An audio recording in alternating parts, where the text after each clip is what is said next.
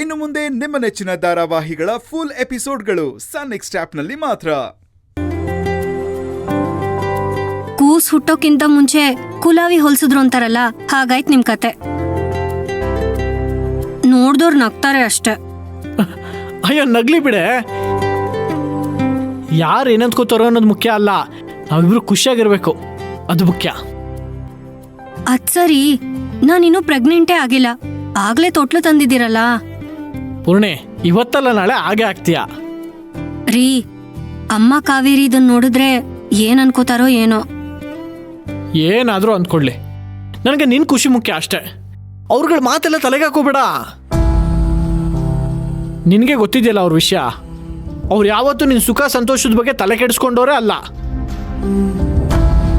ಮತ್ತ್ಯಾಕೆ ಅವ್ರೇನೋ ಅಂತಾರೆ ಅಂತ ಭಯ ಪಡ್ತೀಯಾ?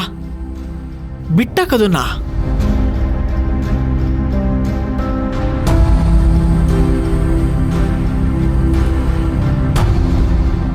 ಪೂರ್ಣಿ, ನಾನು ಟ್ರೀಟ್ಮೆಂಟ್ ಕೊಡಿಸ್ತಿರೋ ಡಾಕ್ಟ್ರು ಸಾಮಾನ್ಯದವ್ರು ಅಂದ್ಕೊಂಡ್ಯಾ? ಅವರು ಈ ವಿಷಯದಲ್ಲಿ ಸ್ಪೆಷಲಿಸ್ಟು. ಇನ್ನು ಕೆಲವೇ ದಿನಗಳು ಶುಭ ಸುದ್ದಿ ಬರುತ್ತೆ ಅಂತ ಡಾಕ್ಟರ್ ಹೇಳಿದ್ದಾರೆ.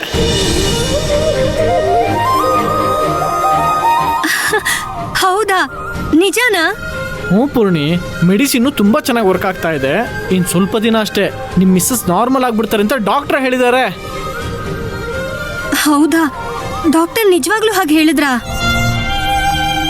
ಹಾಗಾದ್ರೆ ನನಗೇನೋ ಪ್ರಾಬ್ಲಮ್ ಇತ್ತು ಅಂತ ಅನ್ನಿ. ಹಾಂ, ಅದು ನಿನ್ನ ಗರ್ಭಕೋಶದಲ್ಲಿ ಏನೋ ಪ್ರಾಬ್ಲಮ್ ಇತ್ತಂತೆ. ಅದಕ್ಕೆ ಅವರು ಕರೆಕ್ಟಾಗಿರೋ ಮೆಡಿಸಿನ್ ಕೊಟ್ಟು ನಾನು ಸರಿ ಮಾಡ್ತೀನಿ ಅಂತ ಹೇಳಿದರು. ನಿಜಕ್ಕೂ ಒಳ್ಳೆ ಡಾಕ್ಟರ್ ಅವರು. ಹೌದ್ರಿ, ತುಂಬಾ ಥ್ಯಾಂಕ್ಸ್. ನಾನ್ ನಿಮ್ಮನ್ನ ತುಂಬಾ ತಪ್ಪಾಗಿ ತಿಳ್ಕೊಂಡ್ಬಿಟ್ಟಿದ್ದೆ.